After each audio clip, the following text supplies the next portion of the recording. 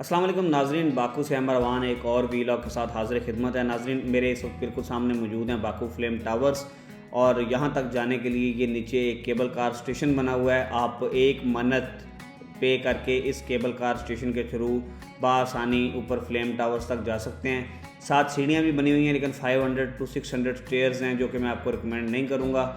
यहाँ जाने का सबसे बेस्ट टाइम जो है वो शाम का वक्त है, क्योंकि शाम को बाकू फ्लेम टावर्स की लाइट्स भी ऑन होती हैं, तो आपको एक ज़्यादा अच्छा मज़ा आता है। ऊपर जाके हाईलैंड पार्क बना हुआ है, जहाँ रेस्टोरेंट भी है, आप खाना भी खा सकते हैं।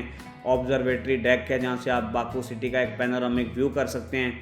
और इसके साथ साथ ऊपर यादगार शोदा बनी हुई है, एक आतिशकदा बना हुआ है, क्योंकि बाकू जो अज़रबैजान है ये बेसिकली आग के पुजारी हुआ करते थे और इस्लाम की आमद से पहले ये सारे लोग आग की पूजा करते थे। तो इन्होंने अभी भी उस तरह की अपनी हिस्ट्री और कल्चर को प्रिजर्व करने के लिए एक आतिशकदे वगैरह बनाए हुए हैं। सो ऊपर आपको वो आतिशकदा भी नज़र आएगा, जहाँ हर वक्त आग जल रही है। यहाँ एक खूबसूरत सा स्टैचू भी है इस केबल कार स्टेशन के बाहर। और नाजरीन, अब मैं आपको दिखाने जा रहा हूँ बेसिकली कारपेट म्यूज़ियम। ये मेरे बिल्कुल सामने कारपेट म्यूज़ियम है। नाजरीन, ये जो पार्क है ये दनीज़ किनारी मिल्ली पार्क कहलाता है, जिसके अंदर ये कारपेट म्यूज़ियम बना हुआ है। और ये भाई जो हैं ये स्ट्रॉबेरी और अनार बेच रहे हैं। इनका देखते हैं क्या खूबसूरत डेकोरेशन की हुई है इन्होंने, ये देखें, वाओ, खाने का दिल चाह रहा है, बहुत प्यारा। और नाज़रीन, ये कारपेट म्यूज़ियम और यहाँ पे ये एक आर्ट एंड म्यूज़िक म्यूज़ियम भी है, ये देखें।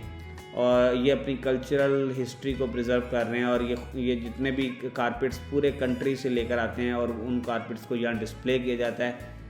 टूरिस्ट ताकि आएँ और वो आके इनके बेसिकली कल्चर को देखें और यहाँ से वो अपना जो भी कारपेट ख़रीदना चाहें वो ख़रीद भी सकते हैं। बड़ा खूबसूरत सा ये म्यूज़ियम है और कारपेट की तरह का बना हुआ है, बड़ा इंटरेस्टिंग और बड़ा लंबा म्यूज़ियम है। और नाज़रीन, थोड़ा सा आगे चलते हैं। ये देखें, बेंच पे कोई बैठा नहीं हुआ, लेकिन बेंच बड़े खूबसूरत अंदाज से इन्होंने बनाया हुआ है और बहुत ज़्यादा सफाई है आसपास, आप देखें। ये बड़ा खूबसूरत सा एरिया है, टूरिस्ट अट्रैक्शन है बहुत बड़ी, दनीज़ मिल्ली किनारी पार्क। और यहाँ पे एक तो ये आपका कारपेट म्यूज़ियम है, फिर कारपेट म्यूज़ियम के बिल्कुल ऑपोजिट ये देखें, आपको मैं एक व्यू करवा रहा हूँ। ये आपके बाकू फ्लेम टावर्स हैं इसके बिल्कुल करीब ही।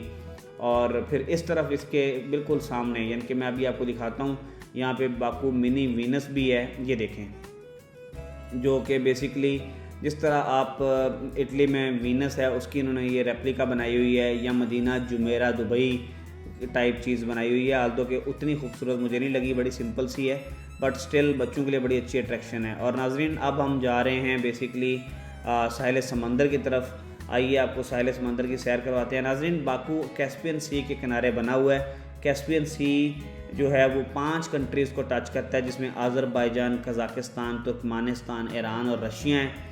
और कैस्पियन सी का टोटल एरिया 3,71,000 किलोमीटर स्क्वायर है और इसकी लेंथ 103 किलोमीटर है। इसे दुनिया की सबसे बड़ी झील कहा जाता है। नाज़रीन, ये देखें कितना खूबसूरत नज़ारा है इस पार्क का, दनीज़ मिल्ली पार्क। आप जब भी आएँ आप यहाँ ज़रूर आएँ। और ये सामने दनीज़ मॉल भी है, जो कि सिडनी ओपरा की तर्ज पे बना हुआ है, बहुत खूबसूरत शॉपिंग मॉल है, अभी रिसेंटली बना है और बड़ा फेमस है। और अब ये देखें आप, ये देखें, ये जगह जो है ये बाकू बुलेवार्ड कहलाती है। यहाँ पे भी टूरिस्ट बहुत ज़्यादा शाम को मौजूद होते हैं। लंबा एक ये पाथवे है जहाँ टूरिस्ट आके वॉक करते हैं। ये बाकू यार्ड क्लब भी है सामने। और नाजरीन, यहाँ पे ये सबसे टॉप टूरिस्ट अट्रैक्शन आप इसको बाकू की कह सकते हैं, क्योंकि यहाँ मल्टीपल टूरिस्ट पॉइंट्स हैं। जैसे ये मॉल है, शॉपिंग मॉल, फिर उसके बाद कारपेट म्यूज़ियम, फिर उसके बाद आप ये देखें कि यहीं पे आपका साहिल समंदर भी आ जाता है, बाकू मिनी वीनस भी है, मल्टीपल चीज़ें हैं एक ही जगह के ऊपर। ये देखें कितना खूबसूरत व्यू है यहाँ से कारपेट म्यूज़ियम का और बाकू फ्लेम टावर्स का। पार्क जो है वो 4 चांद लगा रहा है बाकू फ्लेम टावर्स की खूबसूरती में। सो नाज़रीन, आइए अब हम चलते हैं दनीज़ मिल्ली, ये जो दनीज़ मॉल है इसके अंदर चलते हैं और इसके टेरेस से हम बाकू का एक पैनोरामिक व्यू करते हैं। सो मैं अभी टेरेस पे आ चुका हूँ और ये देखें आप कितना खूबसूरत नज़ारा है। और यहाँ से आप, मुझे दनीज़ मॉल की सबसे खूबसूरत चीज़ ये लगी है कि आप इसके टेरेस के ऊपर चारों तरफ घूम के पूरे बाकू का हर तरफ से नज़ारा कर सकते हैं। सो ये हम एक साइड से आपको नज़ारा करवा रहे हैं। ये देखें, पोर्ट बाकू टावर्स बिल्कुल सामने नज़र आ रहे हैं। वो वहाँ पर भी एक पोर्ट बाकू शॉपिंग मॉल भी है, जो कि बड़ा एलीट क्लास शॉपिंग मॉल है। और ये यहाँ से अब आप देखें कारपेट म्यूज़ियम का भी आपको एक क्लियर कट व्यू नज़र आ रहा है ऊपर टॉप से, जहाँ से हम गुजर कर आए हैं आपको वो सारा एरिया नज़र आ रहा है, और सामने आपको फ्लेम टावर्स का भी एक व्यू मिल रहा है। नाज़रीन ये जो लोकेशन है ये ओल्ड सिटी के बिल्कुल करीब है। ये देखें कितना लंबा पाथवे है, ये जो बाकू बुलेवार्ड है ये बहुत लंबा है, वो बोर्ड बाकू टावर्स तक जाता है। सो आप चलते जाएँ, आप थक जाएंगे लेकिन ये जगह ख़त्म नहीं होगी। समंदर के किनारे आप चलते जाएँ। और मैं रिकमेंड ये करूँगा कि यहाँ तो अगर आप मॉर्निंग पर्सन हैं तो बहुत सुबह सवेरे आएँ, अदरवाइज़ शाम को आएँ। शाम यहाँ काफ़ी रश होता है, और फिर रात को आप फूड कोर्ट से, डनीज़ मॉल के फूड कोर्ट से आप खाना भी खा सकते हैं, शॉपिंग कर सकते हैं, या सिनेमा भी है, आप मूवी भी देख सकते हैं। सो मल्टीपल बेनिफिट्स हैं शाम को यहाँ पे आने के। सो ये एक और मैं आपको नज़ारा करवा रहा हूँ बाकू बुलेवार्ड का और कारपेट म्यूज़ियम का, और ये सामने फ्लेम टावर्स का। और आइए अब हम चलते हैं दूसरी साइड के ऊपर और देखते हैं इस तरफ क्या चीज़ है। यहाँ पर भी एक टावर है नाज़रीन। ये टावर के बारे में मैंने सुना है कि ये बाकू टावर कहलाता है ये भी, और इसके अंदर ऊपर एक टॉप के ऊपर इस तरह कनाडा का एक टावर है, या जर्मनी में भी एक टावर है, शंघाई में भी इस तरह का एक टावर है। सो आप ऊपर जाके लिफ्ट के थ्रू ऊपर रेस्टोरेंट है एक टॉप पे, आप खाना भी खा सकते हैं। ये सामने भी एक बिल्डिंग है, अब इसके बारे में मुझे आइडिया नहीं है, लेकिन नीचे कार पार्किंग देखें कितनी बड़ी है। ये डनीज़ मॉल की कार पार्किंग है बेसिकली। यहाँ पे बड़े तरतीब से देखें कितने सलीके के साथ इन्होंने सारा अरेंजमेंट किया हुआ है। और ये बाकू जो है वो पहाड़ियाँ भी हैं यहाँ पे।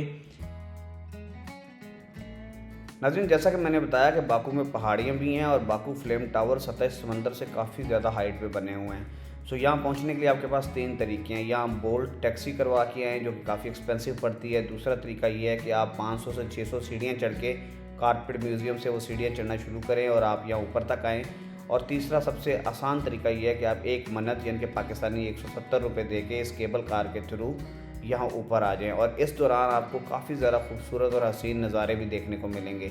जैसे कि अब आप देखें, आपको पूरा बाकू सिटी नीचे नज़र आना शुरू हो गया है। इसमें डनीज़ मॉल भी नज़र आ रहा है और पोर्ट बाकू टावर्स भी नज़र आ रहे हैं।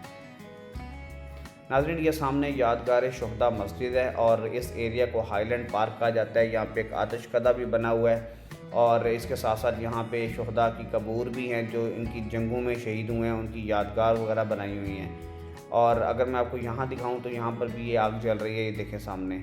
थोड़ा सा और आगे आप पैदल चल के जाएंगे तो आपको बड़ा आतिशकदा भी नज़र आ जाएगा। और नाज़रीन ये है बाकू की पार्लियामेंट। बाहर एक बड़ा खूबसूरत फाउंटेन चल रहा है, और इस पार्लियामेंट के नाज़रीन बिल्कुल सामने अपोजिट साइड पे ये देखें, ये हैं बाकू फ्लेम टावर्स। इससे ज़्यादा क्लोज व्यू आपको और कहीं नहीं मिलेगा, ये देखें। सो नाज़रीन ये थी मेरी आज की वीडियो। उम्मीद है आपको ये वीडियो पसंद आई होगी। अगर पसंद आई है तो लाइक कीजिएगा और मेरे चैनल को सब्सक्राइब कीजिएगा। Thank you. अल्लाह हाफिज़।